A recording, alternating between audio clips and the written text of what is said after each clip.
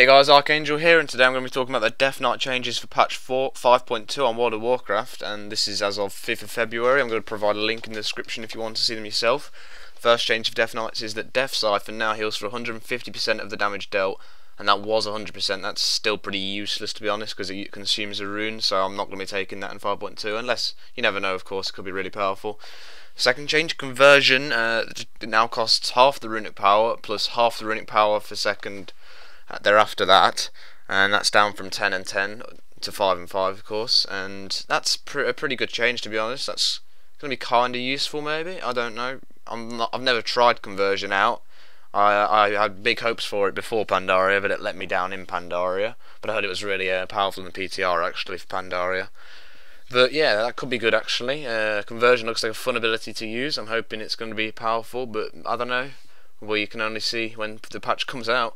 And the third change, Bloodworms summoned by Blood Parasite now have 200% more health and heal for triple the amount. Now that's a big buff because it's triple the amount of healing for the Blood Deathknights there, and their healing, as we all know, is already insane. And everyone gets pissed off at them 1v1. Well, they used to, not so much anymore. Everyone used to get pissed off at them 1v1, and that might be starting to happen again. And of course in raids they're still pretty powerful tank, to be honest. What they lack is cool defensive cooldowns. All they've got is Icebound Fortitude, Anti-Magic Shell, and then the rest of them is to do with healing, really. And trinkets are a bit useless as well, to give parry and such. You need stamina, really, and mastery, and that's about it for your blood shields. And third change, this is a big change here. Strangulate's cooldown has been reduced to 60 seconds, was 2 minutes. That's halved, as you can tell, obviously. And yeah, that's a big change, really. Strangulate is already powerful. And now we can cast it as twice as often. Sorry. Asphyxiate has also been halved. 30 seconds was 1 minute. I think this is definitely influenced by Strangulate, to be honest, because if you think about it, having Strangulate on 60-second cooldown and the same thing for Asphyxiate, and that's on 60-second cooldown, less people are likely to take Asphyxiate, so therefore, let's halve this as well. But now for 1/6 of the fight, you're going to be asphyxiated, which is pretty damn powerful, to be honest.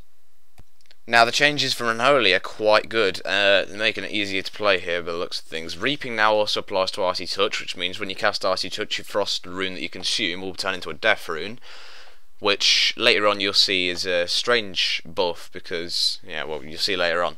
Summon Gargoyle no longer costs runic power. That's a great buff. Get Gargoyle out whenever you want now instead of having to build up runic power for it, which got quite hard in the end.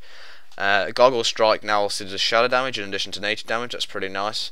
Eben Plaguebringer now causes Plague Strike to inflict Frost Fever in addition to other effects. That's why I was wondering, why is Icy Touch being buffed by Reaping, because we don't need Icy Touch anymore, because when we cast Plague Strike we put both diseases on the target anyway. So Plague Strike's like an outbreak now that does a little bit of damage and consumes a rune.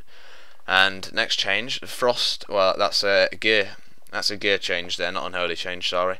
But the set bonuses that we all had from 2-piece did increase Frost Strike, Obliterate and Scourge Strike by 10% damage, which is really powerful, and it's now 4%, which is nerfed quite a bit there. I'm not sure 4% was just nerf, maybe down to 6 or 7 maybe, but that's how Blizzard want to do it. That's not going to affect us in PvP, of course, only in PvE, but thanks